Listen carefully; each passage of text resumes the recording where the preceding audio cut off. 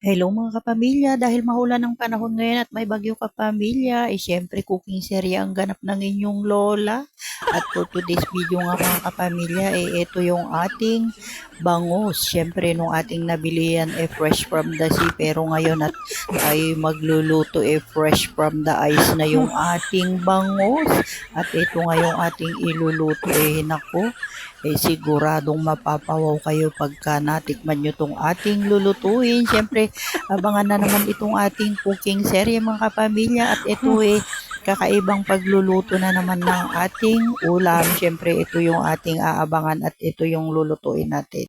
Dahil cooking serye ang ganap natin mga kapamilya, hinanda na natin itong ating mga kakailanganin at ito nga yung ating luya at bawang naihanda na natin at syempre yung ating siling green ay hinugasan na rin natin at yan fresh from the rep yung ating siling na itabi at nung nag-harvest tayo may naitabi tayo at gagamitin natin. At kung naalala niyo mga kapamilya nung tayo ay gumawa ng ating atsarang papaya, ito yung ating ginawa. At syempre dahil sa sobrang nipis na nung ating mga carrots at baka yung kamay na natin ang mayadyad, hindi na sayang yung mga nagyadyaran natin at ginamit din natin. Syempre hinalo natin sa ating atsarang papaya, pero tong ating gagawin, matatakam kayo sa sarap ng ating lulutuin. Dahil ayan nga't na-ready na, ay imekos-mekos na natin. At ito nga yung ating siling green na fresh from the rep ay inaayos na natin. At yan ilalagay na rin natin yung iba pang sangkap para yung ating lulutuin. Maimekos-mekos na. At ito nga'y napakabilis na lutuin at ito pag naimekos-mekos natin atin lang itong isasalang at pakukuluan at syempre for the go na ang kainan. At ito nga nire-ready na natin ang ating mga sangkap dito sa ating lulutuin. At dahil na-ready na nga natin lahat ang ating sangkap at syempre ito ang ating bida. At kung naalala nyo nga nung tayo ay gumawa ng ating atsarang papaya ay ito yung ating gagamitin. At ito nga kumpleto sa ricados na ito mga kapamilya. Meron na itong bawang sibuyas, paminta, luya at sibuyas. At syempre meron ding siling green pero nagdagdag pa rin tayo. Dahil ito yung masarap na pagka medyo may anghang yung ating paksiw. Pero itong ating paksiw, hindi ito ordinary. Dahil itong ating paksiw ay special na paksiw ito mga kapamilya. Kaya ito kung gusto nyong matikman, itry nyo na ring lutuin mga kapamilya.